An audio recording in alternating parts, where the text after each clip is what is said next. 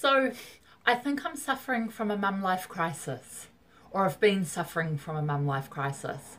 It's like a midlife crisis, but it's more it's more mum, and there's no buying of fancy cars or getting the mistress.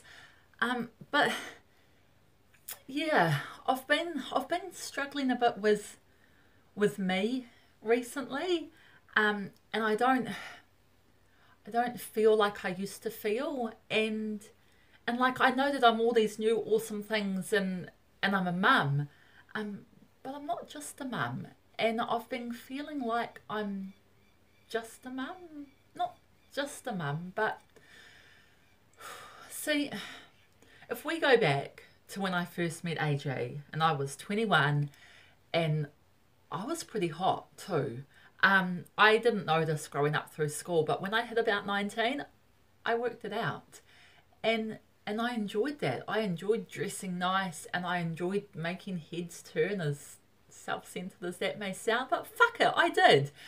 And when I met Age was just like, damn. And we were on other sides of like the ocean. I was an Aussie, he was in New Zealand, and he was so determined to damn that he put a lot of effort into wooing me.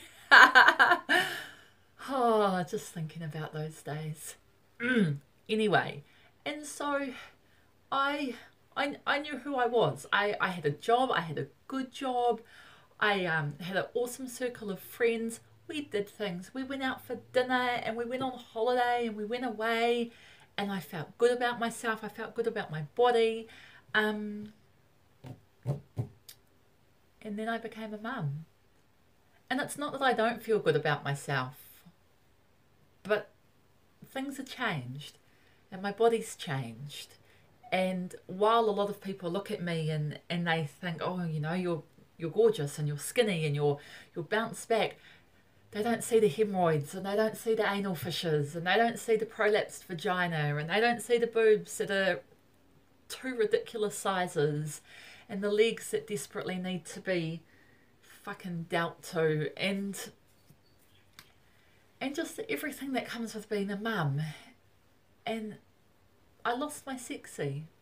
You know, for a long time I just put my sexy over there on the shelf because you're just busy and you're tired. And if your partner wants some, you're just like, okay. Close my eyes and think of, well, nothing really. Think of sleep.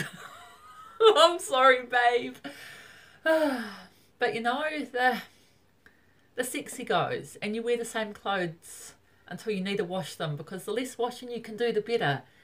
And yeah, and so I've been struggling with that for a while. And so that's why this happened. That's why this happened, because I just did the same thing with my hair every day, and I just got up and I just put it in a braid and I went out and I did my day, and I stopped feeling good, and I stopped wearing nice shoes, and I stopped wearing nice clothes, and I stopped feeling good about who I was as a partner and as a woman, more than just being Ziggy and Jagger's mum. And so the hair got cut, and I really like it. I really like it. I feel funky. I'm not actually a funky person, but I feel funky and I feel cool again. And I picked up Age from the airport last night, and I put on nice clothes for Hamilton Airport. And the look on his face when he got off that plane and walked in and he saw me was like, damn. And he hasn't damned me for a while. Not his fault. It's just really hard to damn someone that's like a little bit mum life.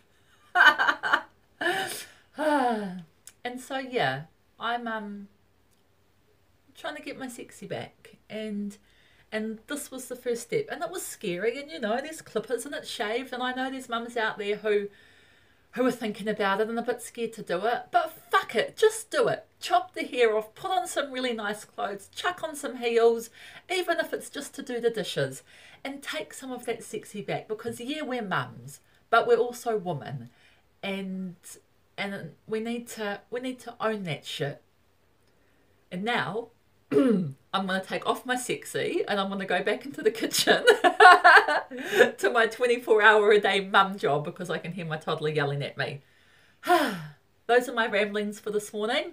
I'll ramble more as I'm inspired to. If you want to subscribe, that'd be cool. And you can find us on Facebook as well. See ya.